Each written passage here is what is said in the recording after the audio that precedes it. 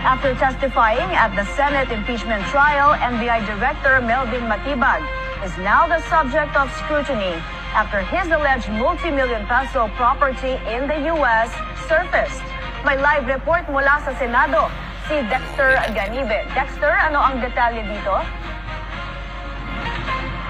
Tinapos na nga ng panel of prosecutors ang pagbibista sa Article 4 ng Articles of Impeachment sa pamamagitan ng kanilang huling testigo na si NBI Director Attorney Melvin Matibag. Pero isang araw matapos niyang tumistigo sa impeachment trial, lumutang naman ang mga impormasyon kaugnay sa umano'y multimilyong halaga ng kanyang bahay sa Amerika.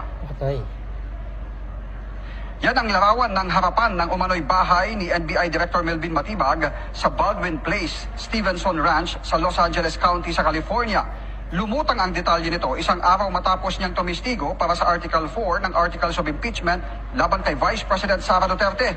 Batay sa impormasyong nakasaad sa public document mula sa house.com na website, nagkakahalaga ito ngayon ng $1.14 million hanggang $1.17 million.